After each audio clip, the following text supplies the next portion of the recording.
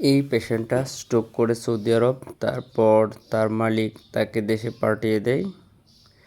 তো সেখানে আসার পর সে দেশে এসে ডাক্তার দেখায়। তারপর ডাক্তার বলছে যে আপনাকে ফিজিওথেরাপি নিতে হবে। তারপর সে চলে আসে কেআরপি ফিজিওথেরাপি সেন্টারে। আসার পরে সে নিয়মিত প্রায় 1 মাস ফিজিও দেওয়ার পর আলহামদুলিল্লাহ সে অনেকটাই সুস্থ। সে এখন অনেক কিছুই তার নিজ হাত দিয়ে করতে পারে। যেরকম এই কড়িগুলো আগে সে তুলতে পারতো না, এখন সে সুন্দরভাবে তুলতে পারে। আলহামদুলিল্লাহ পেশেন্ট অনেক ইমপ্রুভমেন্ট আপনারাই দেখতে পাচ্ছেন। সঠিক ফিজিওথেরাপির মাধ্যমে পেশেন্টকে আলহামদুলিল্লাহ 100% সুস্থ করা সম্ভব। দেখেন কত সুন্দরভাবে পেশেন্ট এগুলো তুলতেছে। মাশাআল্লাহ মাশাআল্লাহ, অনেক ইমপ্রুভমেন্ট। এই পেশেন্টের কেমন ইমপ্রুভমেন্ট হয়েছে, ঠিক আছে। তো এখন আমরা পেশেন্টকে জিজ্ঞেস করব, ঠিক আছে, যে আপনার কেমন ইমপ্রুভমেন্ট হয়েছে, ঠিক আছে। তাহলে চলুন শোনা যাক পেশেন্ট কি বলে। কি অবস্থা অঞ্জল ভাই?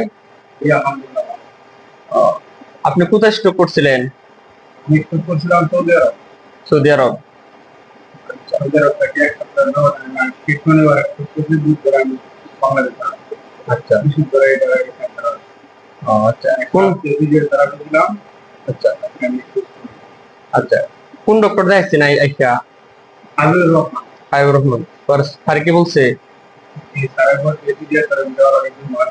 আচ্ছা 2 মাস শেষ হচ্ছে না, মানে বাকি আছে। আচ্ছা এর ভিতরে আমি আলহামদুলিল্লাহ। আচ্ছা, এখন আপনি কিরকম সুস্থ? এখন আমি 80% সুস্থ, 80% সুস্থ। 20% বাকি আছে। আচ্ছা হাতটা ওটা তো দেখি। Very good. হাতটা মুখে নেন। এই হাত দেখে মোটামুটি কি সব কাজ করতে পারেন? এই মোটামুটি সব কাজ করতে পারি। আচ্ছা ভেরি গুড। আপনি হাঁটেন তো দেখি।